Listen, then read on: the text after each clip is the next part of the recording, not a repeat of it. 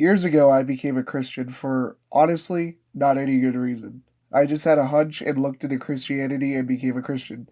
And in a quick introduction to how that came to be, I will introduce Christianity and how I led myself there. I understand that not everyone's going to have the same mindset as I do when it comes to believing in something. So I will try to make this video, ideally, a video on the main thematic subjects in a perspective that is not envisioned by the media, and if it is shown on some platforms, I will cover the tweaks and misconceptions in other videos. But for now, I will give a fast introduction.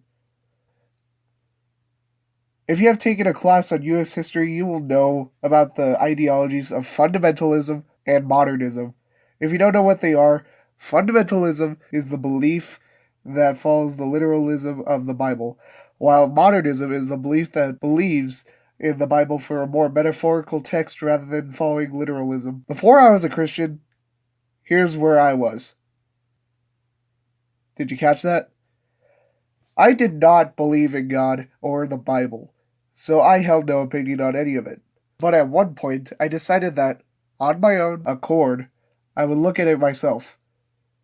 Firstly, this is the second covenant, not the first, so most Jewish tradition cannot be taken into account for in this type of faith, and is, to an extent, outdated. Like, for example, the death penalty. When Jesus exempted the adulteress in John 8, 1-11, he did not go against the Jewish guidelines in any means, but rather he fixed their hypocrisy. Because he convicted them right there when he said, "He that is without sin among you, let him first cast a stone at her." This is a turning point for the Jews, and not only does it set a basis for Christianity, it shows an unhardened heart. It shows a new teaching to a hard-hearted people.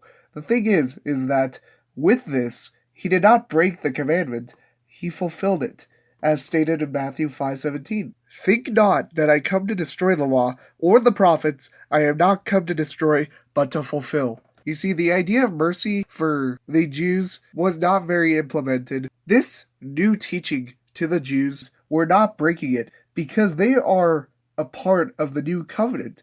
The one written of in Jeremiah 31:31-32. The one written of in Isaiah 28:42 and 53. The one written of in Genesis, right at the very beginning. If Jesus taught in these acts of love and mercy, then we are able to conclude that Christianity can hold value in morality, but that is not the center of it.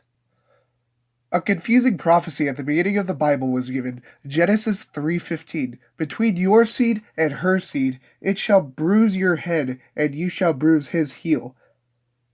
The first question I held was, what?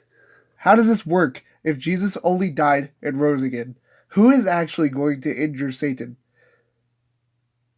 The answer lies on being a connection.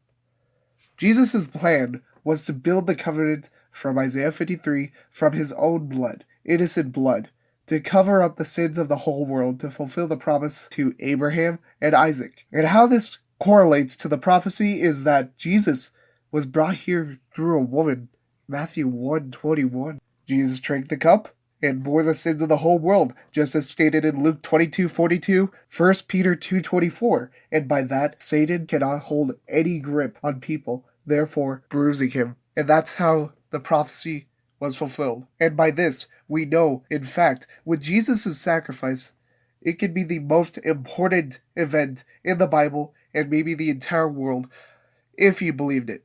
It's a free gift. Repentance and acts of faith. Keep it. You don't need to pay for the gift. This is the basis of Christianity. Although I can continue speaking, I want to get more specific and eloquent as videos come along. So God bless you all. Look out for the next video.